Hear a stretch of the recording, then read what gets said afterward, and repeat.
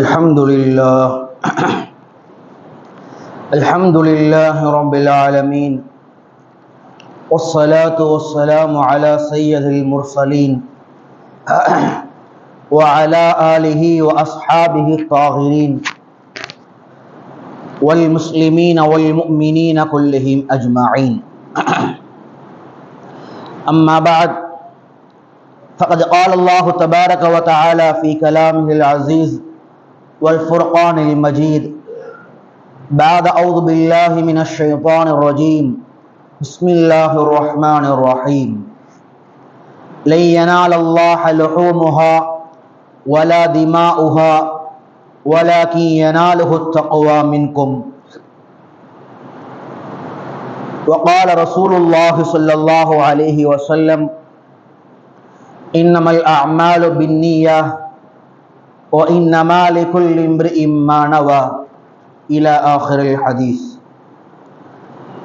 புகழும் புகழ்ச்சியுமே வல்லவனாகி அல்லாஹ்விற்கு உரித்தாகட்டுமாக.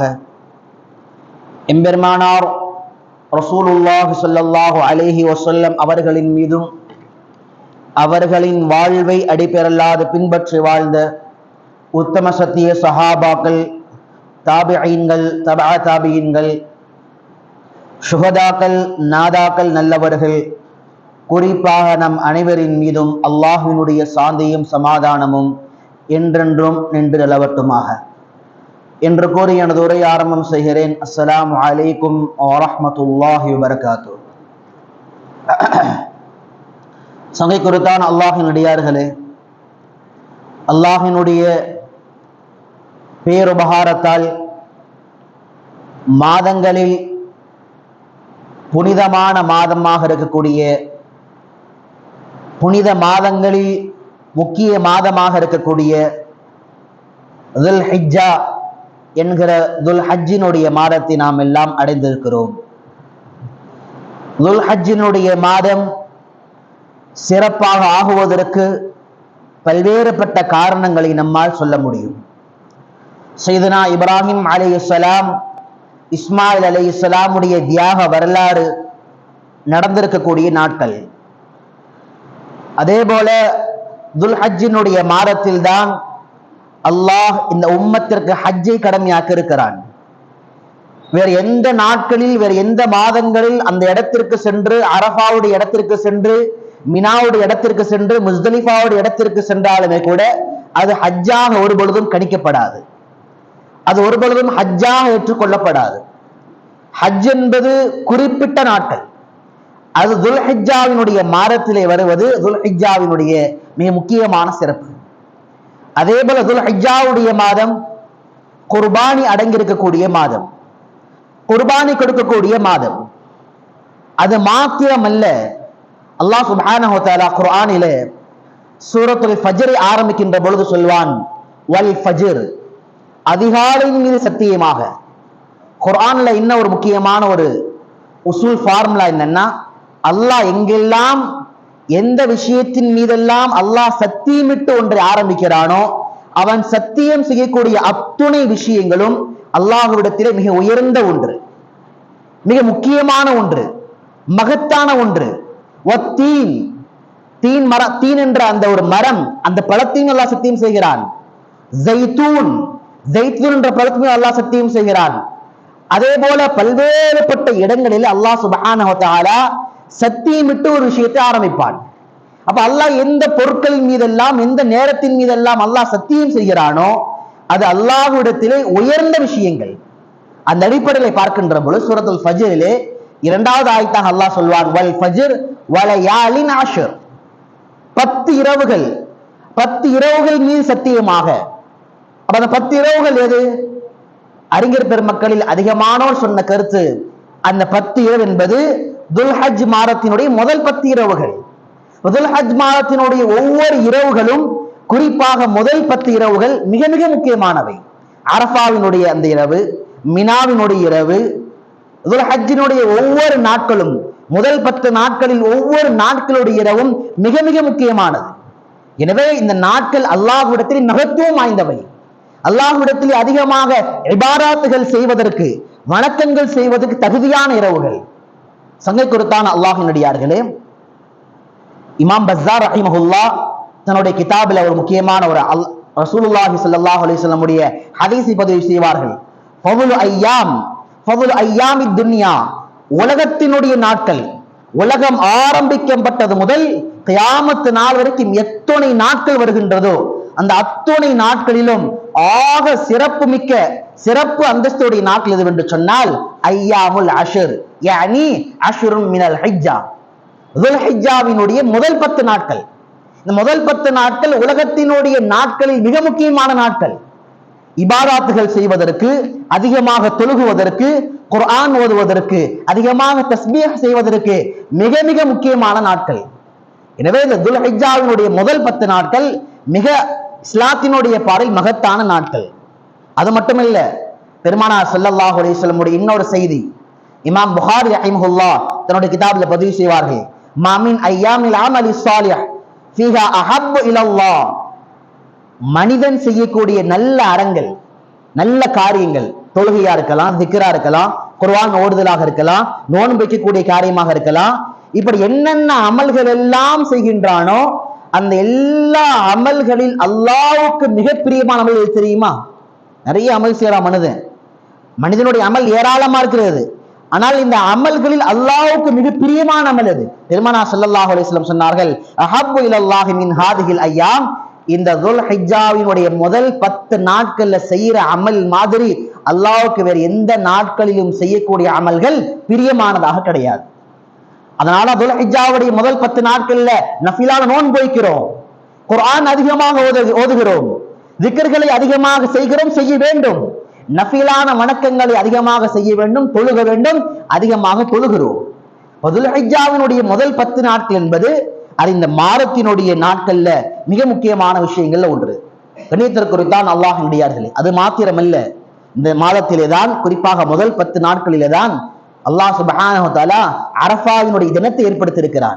அரஃபாவுடைய தினம் என்பது வரலாற்று சிறப்பு மிக்க ஒரு இடம், வரலாற்று சிறப்பு மிக்க ஒரு நாள்.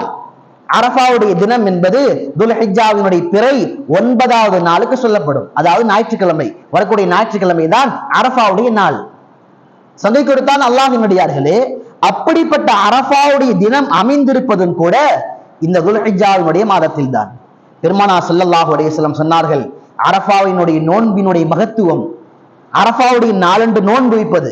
உதாரணமா சொல்லணும்னா, நான் ஒரு ஞாயிற்றுக்கிழமை அன்னைக்கு காலையில நோன்பு வைக்கிறது எப்படிப்பட்ட நன்மை பெற்று தரும்? இமாம் முஸ்லிம் ரஹிமஹுல்லாஹ் தன்னுடைய கிதாபில் பதிவு செய்யறாங்க, சியாமு யௌமி அரஃபா அஹ்தஸிபு அலல்லாஹி அன் யுகஃபிர ஸனா அல்லதி கபலஹு வல்லதி பஅதஹு. யார் ஒருவர் அரஃபாவுடைய தினத்திலே நோன்பு வைக்கிறாரோ, பெருமானார் ஸல்லல்லாஹு அலைஹி வஸல்லம் சொன்னார்கள், அஹ்தஸிபு அலல்லாஹ், நான் அல்லாஹ்விடத்தில் ஆதரவு வைக்கிறேன், அந்த நபருடைய கடந்த ஒரு வருஷத்தினுடைய பாவம் அடுத்து வரக்கூடிய ஒரு வருஷத்தினுடைய பாவம். பாவம் என்று சொல்லப்படுவது சிறு பாவங்கள் தான். பெருபாவங்களுக்கு நாமளா தௌபா செய்யணும். அல்லாட்ட மன்றாடி அழுது கெஞ்சி இனிமேல் இதை செய்ய மாட்டேன் என்ற உறுதியோடு இருப்பதுதான் பெரும்பாவத்துக்கான தௌபா. பெருமானார் ஸல்லல்லாஹு அலைஹி வஸல்லம் சொல்றாங்க, அரஃபாவுடைய ஒரு நோன்பை நீங்கள் வைத்தால், அரஃபாவுடைய நாளில் நோன்பு வைப்பது கடந்த ஒரு வருடம், அப்ப இந்த அரஃபாவுடைய நாள்ல இருந்து முன்னாடி ஒரு வருஷம், அந்த ஒரு வருஷத்தினுடைய பாவங்கள், அதே போல அடுத்து வரக்கூடிய ஒரு வருஷத்தினுடைய பாவத்தையும் சேர்த்து அல்லாஹ் தஆலா மன்னிக்கிறான். கடந்த ஒரு வருஷத்தினுடைய பாவம்னா நமக்கு புரியுது, நாம் பாவம் செஞ்சிருப்போம், அல்லாஹ் மன்னிப்பான். அடுத்து வரக்கூடிய ஒரு வருடத்தினுடைய பாவம் என்றால் என்ன?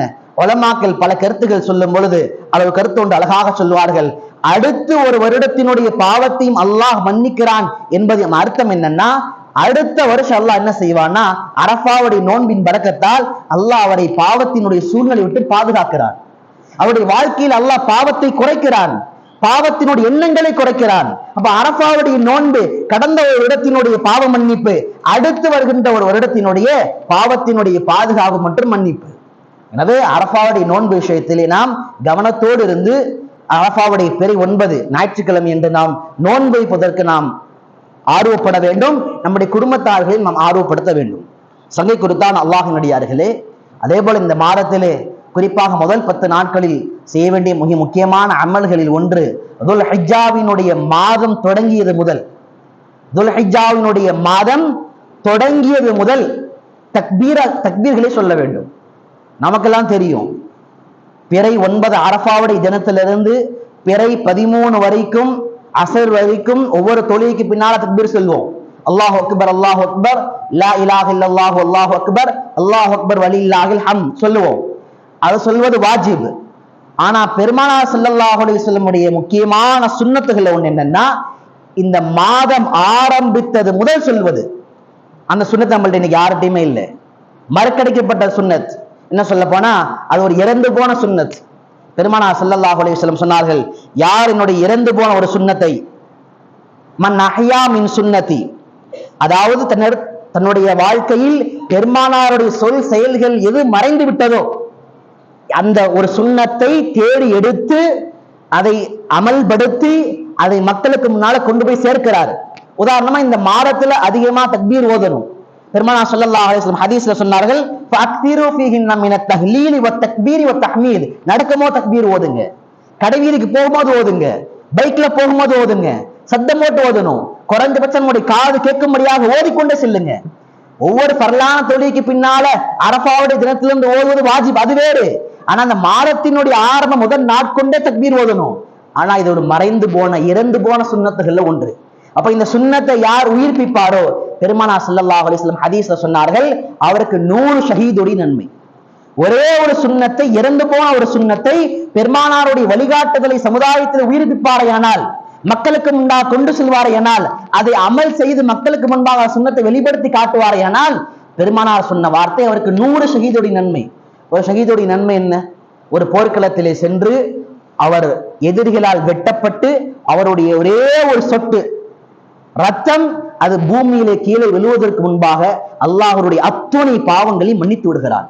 அப்ப யார் பெருமானாருடைய ஒரு சுன்னத்தை உயிர்ப்பிப்பாரோ அவருக்கு 100 ஷஹீதுடைய நன்மையை அல்லாஹ் சுப்ஹானஹு வ தஆலா வழங்குகிறார். சங்கை கொடுத்தான் அல்லாஹ் நடிகார்களே, துல்ஹிஜ்ஜாவுடைய மாதம் பிறை பார்த்தது முதல் கொண்டு நாம் அதிகமாக செய்ய வேண்டிய நஃபிலான வணக்கங்கள்ல ஒன்று தக்பீர்கள் அதிகமாக ஓதுங்க. உங்களுடைய வீடுகள்ல ஓதுங்க. உங்களுடைய வீடுகள்ல இருக்கும் போது குடும்பத்தாருக்கு முன்பாக ஓதுங்கள், நடக்கின்ற பொழுது ஓதுங்கள், வாகனத்தில் செல்கின்ற பொழுது ஓதுங்கள். இப்னு உமர் ரலியல்லாஹு அன்ஹு, அபூ ஹுரைரா ரலியல்லாஹு அன்ஹு, இந்த 2 பேரை பத்தி புகாரி ஷரீஃப்ல வந்திருக்குது. இந்த 2 பேரும் துல்ஹிஜ்ஜாவுடைய மாதத்திலே கடைவீதிக்கு செல்வார்களாம். கடைவீதிக்கு செல்கின்ற பொழுது அங்க போய் தக்பீர் படிப்பாங்களாம். அல்லாஹு அக்பர் அல்லாஹு அக்பர் லா இலாஹ இல்லல்லாஹு அல்லாஹு அக்பர் அல்லாஹு அக்பர் வலில்லாஹில் ஹம்த். அப்ப தக்பீர்களை இந்த நாட்கள் அதிகமாக சொல்லணும். நம்முடைய வார்த்தைகள், நம்முடைய செயல்கள், நம்முடைய பாவமான வார்த்தைகள், தேவையில்லாத பேச்சுக்களை தவிர்த்து விட்டு இது மாதிரியான வார்த்தைகளை, இது மாதிரியான தக்பீர்களை இந்த நாட்களில் அதிகமாக சொல்ல வேண்டும். அதே போல சங்கை கொடுத்தான் அல்லாஹ் நடிகார்களே, வாஜிபான் தக்பீர் எப்ப? ஒவ்வொரு முஸ்லிமான ஆண் முஸ்லிமான பெண் மீதும் ஒரு கடமையான தக்பீர். இமாமுக்கு பின்னால தொழுகிறோம், இமாம் சலாம் கொடுத்த உடனே ஓதுறாங்க, நம்ம பின்னாடி ஓதிடுறோம். அது ஒரு தடவை ஓதுறதுதான் வாஜிப். இதே பெண்கள் வீட்டுல தொழுகிறாங்க, அவங்க ஐவேளை ஃபர்லான தொழுகை முடிஞ்சதுக்கு பின்னால அவங்க ஒவ்வொரு ஃபர்லான தொழுகை சலாம் கொடுத்த உடனே அவங்க தக்பீர் ஓதணும். ஒருவேளை நமக்கு இமாம் ஜமாத் கிடைக்கல, இமாம் ஜமாத் கிடைக்காமல் இருக்குமே, ஏனால் அந்த பட்சத்திலும் தனியாக தொழக்கூடியவர் அவர் தக்பீர்களை சொல்ல வேண்டும். என்ன தக்பீர் சொல்லணும்? குறைஞ்சபட்சம் அல்லாஹு அக்பர் அல்லாஹு அக்பர் லா இலாஹ இல்லல்லாஹு அல்லாஹு அக்பர் அல்லாஹு அக்பர் வலில்லாஹில் ஹம்த். எத்தனை நாள் சொல்லணும்? 23 வக்துகள் சொல்லணும். அரஃபாவுடைய தினம் பிறை 9 காலை ஆரம்பித்து ஃபஜ்ருடைய தொழுகைக்கு பின்னால் பெருமானார் ஸல்லல்லாஹு அலைஹி வஸல்லம் ரிவாயத்தில் வருகிறது. இமாம் பைஹகி ரஹிமஹுல்லாஹ் பதிவு செய்றாங்க, கான் யுகப்பிர் யௌம் அரஃபா ஸலாத்துல் கதாத். பெருமானார் ஸல்லல்லாஹு அலைஹி வஸல்லம் அரஃபாவுடைய தினத்திலே காலை ஃபஜ்ர் தொழுகையிலிருந்து தக்பீர்களை ஓதிக்கொண்டே இருப்பார்கள். அதை நிறுத்துவார்கள். ஸலாத்துல் அஸ்ரி, அஸ்ருடைய தொழுகையோடு. எப்ப? ஆகிர ஐயாமு தஷ்ரீக், ஐயாமு தஷ்ரீக் என்று சொல்லக்கூடிய நாட்களின் முடிவு, அந்த நாளுடைய அசருக்கு பின்னால. ஐயாமு தஷ்ரீக் எப்ப வருது? 13 அன்னைக்கு முடியுது. அந்த 13ஆம் பிறை அன்று வரை அசர் தொழுகை வரை ஓத வேண்டும். அன்னைக்கு அசர் முடிஞ்சதுக்கு பின்னால் வரைக்கும் தக்பீர் சொல்லணும். அப்ப எப்ப ஆரம்பிக்குது? ஞாயிற்றுக்கிழமை, ஞாயிற்றுக்கிழமை, திங்கட்கிழமை, செவ்வாய், புதன், வியாழக்கிழமை அசர் வரைக்கும் சொல்லணும். மொத்தம் 23 வக்துகள் ஒவ்வொரு தொழுகைக்கு பின்னாலும் சொல்ல வேண்டும். இதை குறிப்பாக நம்முடைய குடும்பத்தார்களுக்கு இந்த செய்திகளை நாம் அமானிதமாக எத்தி வைக்க வேண்டும். வாஜிபான காரியங்களை இது ஒரு முக்கியமான ஒன்று. அதே போல ஐயாமு தஷ்ரீக் என்று சொல்லக்கூடிய நாட்கள். பெருமானார் ஸல்லல்லாஹு அலைஹி வஸல்லம் சொல்வார்கள், ஐயாமு தஷ்ரீக் ஐயாமுல் அக்லி வஷ்ஷுர்ப். ஐயாமு தஷ்ரீக்னா என்ன அப்படின்னா, அது நல்ல முறையிலே உண்டு கழிக்கக்கூடிய நாள், நல்ல முறையில சாப்பிடக்கூடிய நாள். இன்னைக்கு ஐநாள எத்தனையோ நாட்கள் வைக்கிறாங்க. அந்த நாள், இந்த நாள், ஆசிரியர் தினம், பெற்றோர் தினம், என்னென்னமோ தினம் வைக்கிறாங்க. ஆனால் முதலாக சாப்பிடுவதற்காக வேண்டி தினத்தை குறிப்பிட்ட ஒரு மார்க்கம் இஸ்லாமிய மார்க்கம். அன்னைக்கு நோன்பு வைக்கவே கூடாது. நோன்பு வைக்கிறது ஹராம். 10, 11, 12, 13 நோன்பு வைக்கிறதே ஹராம். அப்ப அந்த நாட்கள் என்ன செய்யணும்? நல்ல முறையில குர்பான் கறிகளை சாப்பிடணும், நல்ல முறையில் உண்டு கழிக்க வேண்டும், நல்ல முறையில சாப்பிடணும். அப்ப இந்த நாட்கள் என்பது இஸ்லாமிய பார்வையில் அது குர்பானினுடைய கரியை பகிர்ந்து கொண்டு குர்பானி கரியை சாப்பிடுவதற்காக வேண்டி மார்க்கம் ஏற்படுத்திய நாட்கள்ல ஒன்று. இப்ப இந்த செய்தியை நாம் அழகான முறையில் ஞாபகம் வைக்க வேண்டும். அதே போல குர்பானி கொடுக்கக்கூடிய முக்கியமான நாள் 3 நாள் தான். சில பேர் 4 நாள்னு சொல்லுவாங்க. 4 நாளும் கிடையாது. 3 நாட்கள் குர்பானி. ஒன்று 10, இன்னொன்று 11, இரண்டாவது 12. இப்ப இந்த நாட்களில் சில பேர் மாடு 2ஆவது நாள் கொடுப்பாங்க, ஒட்டகத்தை 3ஆவது நாள் கொடுப்பாங்க. அப்ப குர்பானி கொடுப்பதற்கு உரித்தான நாட்கள் இஸ்லாம் ஏற்படுத்தினால் 3 தான். ஒன்னு ஐயாமுன் நஹர், நாம் கொண்டாடக்கூடிய ஈதுல் அத்ஹாவுடைய அந்த தினம். 10, 11, 12 சொல்ல போனா வரக்கூடிய திங்கள், செவ்வாய்க்கிழமை, புதன்கிழமை, இந்த 3 நாட்களில் மட்டும்தான் குர்பானியை கொடுப்பதற்கு அனுமதிக்கப்பட்ட நாட்கள். அந்த 3 நாட்கள்ல குர்பான் யார் மீதெல்லாம் கடமையோ அவர்கள் எல்லாம் குர்பானை கொடுத்து விட வேண்டும். குர்பானை கொடுப்பதற்கு குறித்தான அதுக்கான வயது அளவு என்ன, பிராணிகளுடைய வயது அளவு என்ன, இதுல நிறைய தவறான புரிதல். அல்லாஹ் பாதுகாக்க வேண்டும். முதல்ல ஒரு ஆடாக இருந்தால் அது முழுமையாக 1 வருடம் பூர்த்தியா இருக்க வேண்டும். ஆடாக இருந்துச்சுன்னா 1 வருடம் பூர்த்தியா இருக்கணும். அதுல ஒரே ஒரு சலுகை என்னன்னா, பெருமானார்ட்ட இருந்து வந்த வார்த்தை ஒன்று, ஒருவேளை செம்மறி ஆடு ஒரு 6 மாத 8 மாதம் ஒரு 10 மாத குட்டியாக இருந்து அந்த ஒரு குட்டி 1 வருடம் பூர்த்தியான ஒரு ஆட்டினுடைய எடை அளவிற்கு இருக்குமே ஆனால் அது செம்மறி ஆட்டுல மட்டும்தான் அனுமதி. ஒரு செம்மறி ஆடு ஒரு 7 மாத குட்டி தான், ஒரு 8 மாச குட்டி தான். ஆனா அவருடைய கறி எடை பார்த்தால் 1 வருஷம் பூர்த்தியான எவ்வளவு கறி இருக்குமோ அந்த அளவிற்கு உரித்தான எடை சமமாக இருக்குமே ஆனால் செம்மறி ஆட்டிலே மட்டும் அந்த ஒரு அனுமதி. செம்மறி ஆடாக இல்லை என்றால் அது வேற எந்த ஆடாக இருந்தாலும் கட்டாயமாக 365 நாட்கள் அது பூர்த்தியாக இருக்க வேண்டும். இரண்டாவது மாடு. மாடு கொடுப்பதா இருந்தா 2 வருஷம் கம்பல்சரியா பரிபூர்ணமா இருக்கணும். 2 வருஷத்துல நாட்கள் குறைவா இருக்கவே கூடாது. நான் ஆதாரத்தை பின்னாடி சொல்லுவேன் நான். அதே போல 3வது ஒட்டகம். ஒட்டகம் கொடுப்பதாக இருந்தால் 5 வருடம் கட்டாயமாக பூர்த்தியாக இருக்க வேண்டும். சொல்லி கொடுத்தான் அல்லாஹ் நடிகார்களே. இவ்வளவு அழுத்தமா ஏன் சொல்ற, நிறைய பேருக்கு தெரியுமே இது. ஏன் அப்படின்னா சமீபத்துல போன வருஷமும் சரி இந்த வருஷமும் சரி ஆங்காங்க சில பேருடைய கருத்து என்னன்னா, அதெல்லாம் மாடு மாதிரி பாக்குற மாதிரி இருந்தா போதும், 2 வருஷம் எல்லாம் தேவையில்லை, 2 வருஷத்துக்கு கம்மியாக கொடுக்கலாம், 1 வருஷ குட்டி கூட கொடுக்கலாம், 1.5 வருஷ குட்டி கொடுக்கலாம்னு சொல்றாங்க. அப்ப அவங்களுக்கு எவ்வளவுதான் குர்ஆன் ஹதீஸில் எடுத்து வச்சாலும் கூட புரிய மாட்டேங்குது. அப்ப நாம முதல்ல ஆதாரத்தை நம்ம தெளிவாகணும். 2 வருடம் பூர்த்தியானால் தான் ஒரு மாட்டை கூட்டு குர்பானில் கொடுக்க முடியும். ஒருவேளை 2 வருஷத்துக்கு குறைவாக ஒரு மாட்டை பிடித்து வந்து அதை 7 பங்காக பொதுமக்களுக்கு கொடுப்பார்களே ஆனால் நிச்சயமாக அந்த குர்பான் ஏற்கப்படாது. அவருடைய முழு பாவத்தையும் அவர்கள் தான் சுமக்க வேண்டும். இதுக்கு ஆதாரம் என்ன? இமாம் முஸ்லிம் ரஹிமஹுல்லாஹ் தன்னுடைய கிதாபில் ஒரு ஹதீஸ் பதிவு செய்யறாங்க. பெருமானாருடைய வார்த்தையை, கால ரசூலுல்லாஹி ஸல்லல்லாஹு அலைஹி வஸல்லம், லா தத்பஉ இல்லா முஸின்னா, நீங்கள் குர்பானி கொடுக்காதீர்கள். எதை? இல்லா முஸின்னா, முஸின்னாவாக இருந்தாலே தவிர. முஸின்னாவை கொடுங்கன்னு சொல்றது வேற, ஆனா அழுத்தமா சொல்றாங்க பாருங்க. அரபில் எப்படி சொல்லுவாங்கன்னா, இது இருந்தாலே தவிரன்னு சொல்லுவாங்க. இப்ப அழுத்தமா சொல்றாங்க, கொடுத்தால் நீ முஸின்னாவை தான் கொடுக்க வேண்டும். லா தத்பஉ இல்லா முஸின்னா, கொடுப்பதாக இருந்தால் பிராணியில் முஸின்னாவுடைய அளவை அடைந்த பிராணியைத்தான் கொடுக்க வேண்டும். இல்லா ஐயா அசுர அலைக்கும் ஃபதத்பஉ ஜஸஅத்தன் மினல்லாஹ். ஆனா ஒரே ஒரு சலுகை மட்டும் கொடுக்குறாங்க. ஒருவேளை சிரமமா இருந்துச்சுன்னா செம்மறி ஆடாக இருந்தால் மட்டும் ஒரு 6 மாத குட்டியோ 8 மாத குட்டியோ அதனுடைய எடை 1 வருடம் பூர்த்தியான ஒரு ஆட்டுக்குட்டியினுடைய அளவு இருக்குமையானால் அதை கொடுத்துக் கொள்ளுங்கள். மற்றபடி முஸின்னாவை தான் கொடுக்கணும். அப்ப முஸின்னானா என்ன? முஸின்னான ஒரு அரபி வார்த்தை. அப்ப முஸின்னானா என்ன அப்படிங்கிறத விஷயமே.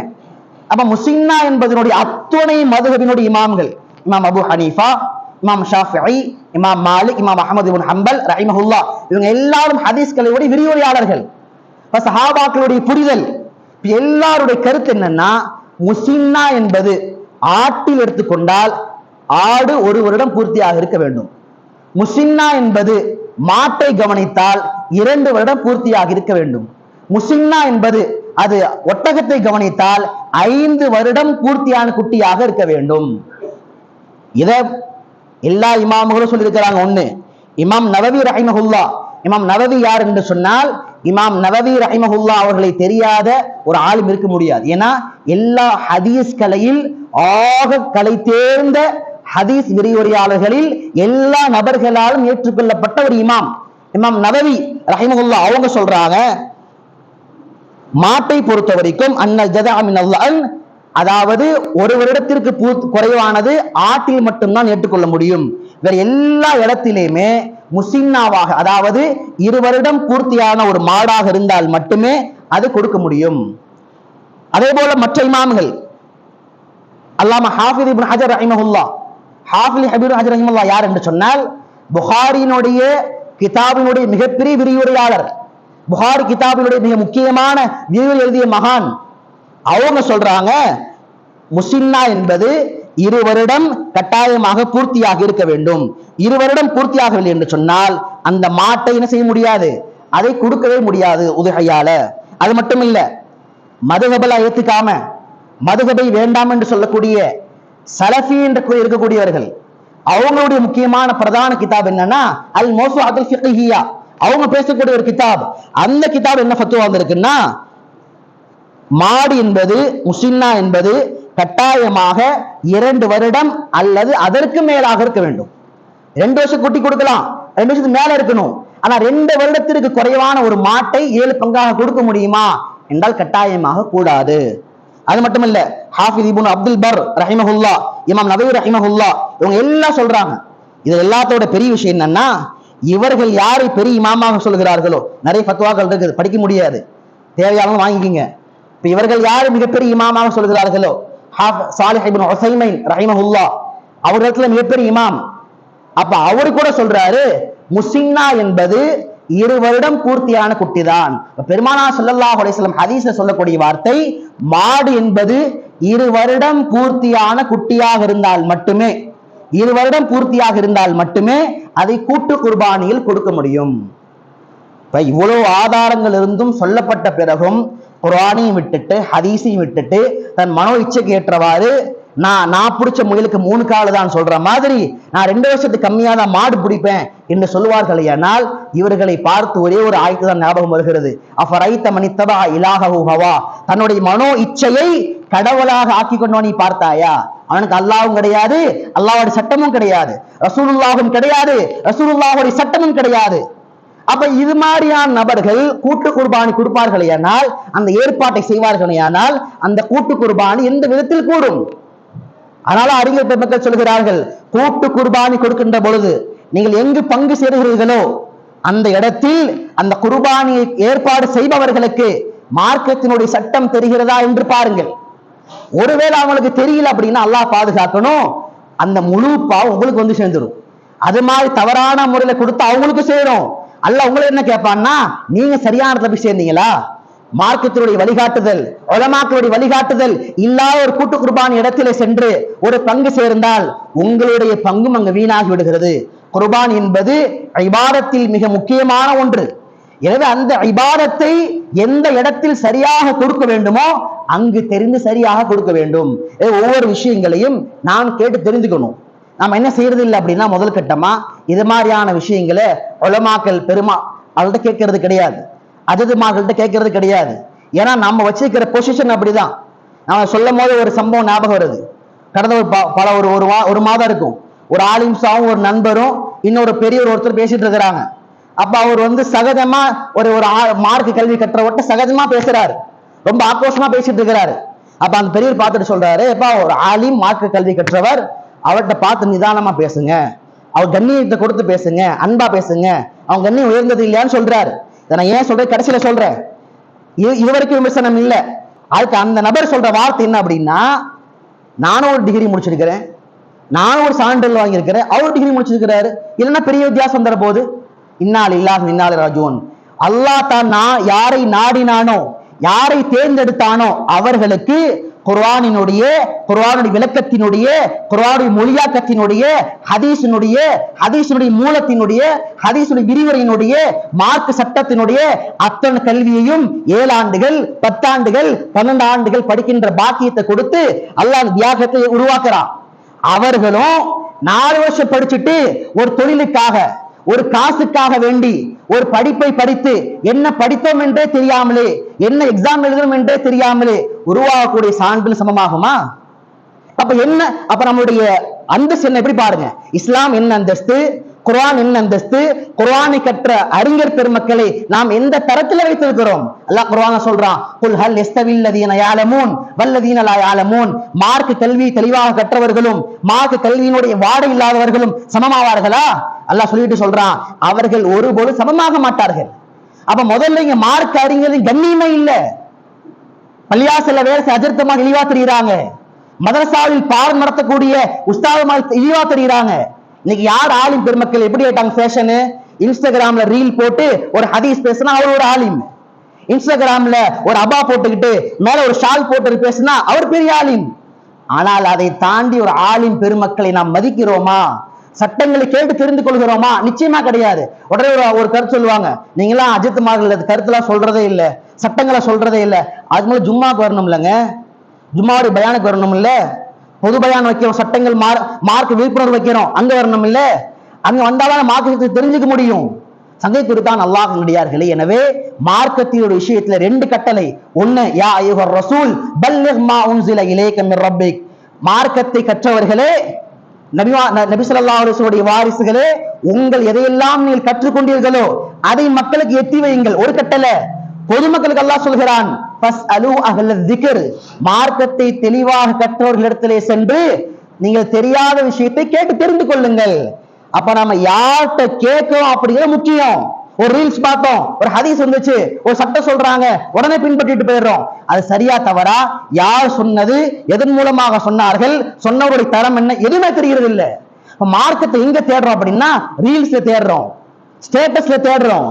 அந்த மார்க்கத்தை தேட வேண்டிய சரியான இடத்தில் தேடி இருந்தால் ஒரு மாட்டை 2 வருஷத்துல பூர்த்தியானா கொடுக்கணுமா இல்லையான்ற சட்டம் தெளிவா தெரிஞ்சிருக்கும்.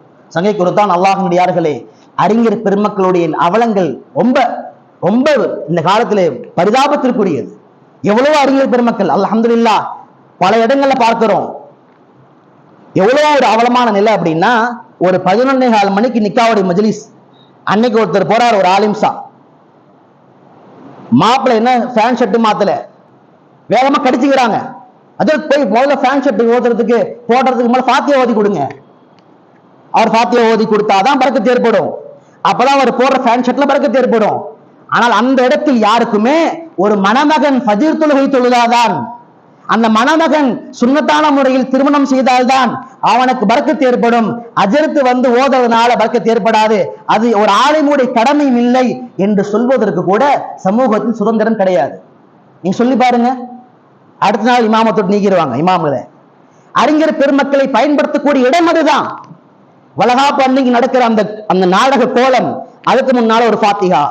நலுங்குல நடக்கிற ஒரு நாடக கோலம், அதுக்கு முன்னால ஒரு ஃபாத்திஹா. அப்ப அங்கெல்லாம் இமாம்களை பயன்படுத்தவில்லை என்றால் அது பெரிய குற்றம். நாம் என்ன கேள்வி கேட்கிறோம்னா, அங்கெல்லாம் தான் இவர்களுக்கு இமாம்களாக தெரிகிறார்கள். மார்க்க சட்டத்தை கேட்பதில் இமாம்களா தெரியறதே இல்லை. எந்த ஆட்டை கொடுக்கணும், எந்த மாட்டை கொடுக்கணும், எதை கொடுக்க கூடாது, அதுக்கெல்லாம் ஆலிம்கள் தேவையில்லை. அப்ப ஆலிம்களை நாம் எப்படி வைத்திருக்கிறோம் என்பது சமூகத்தை பொறுத்தான் இருக்கிறது. சமூகத்தை சில பேர் சொல்லுவது உண்டு, சும்மா அஜத்தமான என்னங்க, சும்மா ஊர் சாப்பாடு சாப்பிட்டுக்கிட்டு அப்படி சுத்திட்டு இருக்காரு. ஊர் சாப்பாடு சாப்பிட வச்சது யாரு? எந்த விருந்துக்கு வரலன்னா அது விமர்சனமாக்கி இமாம்களை அதன் மூலமாக விமர்சிப்பது யாரு? ஒரு 100 ரூபாய் 200 ரூபாய் ஒரு 500 ரூபாய்க்காக வேண்டி இமாம்கள் ஏன் இருக்க வேண்டும் ஃபாத்திஹாவின் மூலமாக என்ற நிலையை உருவாக்கியது யாரு? அல்லாஹ்வுடைய கிருபையினால் இந்த எத்தனையோ மக்கள் உலமாக்களை நல்ல முறையிலே கண்ணியமான அன்பளிப்பு செய்கிறார்கள். நம்ம அவர்களை குறை சொல்லல. பொதுவாக சமூகத்தின் அவர்களை ஏற்க வேண்டும். இன்னைக்கு ஏற்கவே கஷ்டம். இதுவே இன்னைக்கு பேசினா நானு ஜும்மாக்கு பின்னால என்னை பத்தி பேச 10 பேர் இருப்பாங்க. எப்படி பேசலாம்? சில விஷயங்களை கசத்தாலும் சொல்லிதான் ஆக வேண்டும். இங்கு தெளிவாக ஜும்மாவுடைய மேடைகளிலே பொது பயான்களிலே மார்க்கத்தினுடைய சத்தியமான கருத்துகள் சொல்லப்படுகின்றது. அது ஏற்க தயாராக இருக்கிறோமா? என்பதுதான் இங்கு கேள்வியை தவிர நாம் உலமாக்களையும் மார்க்க அறிஞர்களையும் குறை சொல்வது என்பது நம்முடைய மடமைத்துவமான விஷயங்கள்ல ஒன்று. சங்கைக்குறுதான் அல்லாஹ் நடிகார்களே. எனவே குர்பானி சார்ந்த விஷயங்களை நாம் தெளிவாக தெரிய வேண்டும். குர்பானி சம்பந்தமான விஷயங்களை நாம் தெரிந்து கொண்டு குர்பானில் எது கூடும் எது கூடாது, எதை செய்ய வேண்டும் எதை செய்யக்கூடாது, அதே போல குர்பானியினுடைய கரியை சிறப்பு 3 பங்காக அதை பிரிக்க வேண்டும். ஒன்று, தனக்காக சாப்பிடணும். குர்பானி கறி ஒருத்தர் கொடுக்கிறார் அப்படின்னா தனக்கு ஒரு பங்கு எடுத்துக்கணும், தனக்கும் தன் வீட்டார்களுக்கும். 2வது பங்காக மார்க்கம் சொல்கிறது, 2வது பங்கு தன்னுடைய உறவினர்கள். அந்த உறவினர்கள் ஏழையாக இருந்தாலும் சரி, பணக்காராக இருந்தாலும் சரி, அந்த உறவினர்களுக்கு 2வது பங்கை கொடுக்க வேண்டும். அந்த குர்பானில இன்னொரு பங்கு, 3வது பங்கை அது ஏழைகளுக்கு, அனாதை பிள்ளைகளுக்கு, எத்தீம்களுக்கு, அவர்களுக்கு அந்த குர்பானி கறிகளை தாராளமாக கொடுக்க வேண்டும். இதெல்லாம் மார்க்கம் சொல்லக்கூடிய வழிகாட்டுதல் ஒன்றாக இருக்கிறது. இன்ஷா அல்லாஹ் மேலும் தேவையான வழிகாட்டுதல்களும் மார்க்க சட்டங்களும் இன்ஷா அல்லாஹ் கூடிய நாட்களில் தாராளமாக சொல்லப்படும். வல்ல ரஹ்மான் நம் அனைவருக்கும் மார்க்கத்துடைய எல்லா விஷயங்களையும் தெளிவான சரியான முறையில் புரிதலோடு விளங்கக்கூடிய ஒரு பாக்கியத்தை நசீபாக்குவானாக. வாழ்கின்ற காலம் எல்லாம் நம்முடைய எல்லா விதமான செயல்களையும் நம்முடைய எல்லா விதமான நடவடிக்கைகளையும் அல்லாஹ் குர்ஆன் ஹதீஸிற்கும் மார்க்கத்திற்கு ஒத்து போனதாக அல்லாஹ் வைப்பானாக. ஈமானோடு வாழ்ந்து மரணிக்கின்ற பொழுது கலிமா லா இலாஹ இல்லல்லாஹ் முஹம்மது ரசூலுல்லாஹ்வை சொல்லி வண்ணமாக மரணத்தை அல்லாஹ் நசீபாக்குவானாக. வாஹிரு தாவானா அல்ஹம்துலில்லாஹி ரப்பில் ஆலமீன்.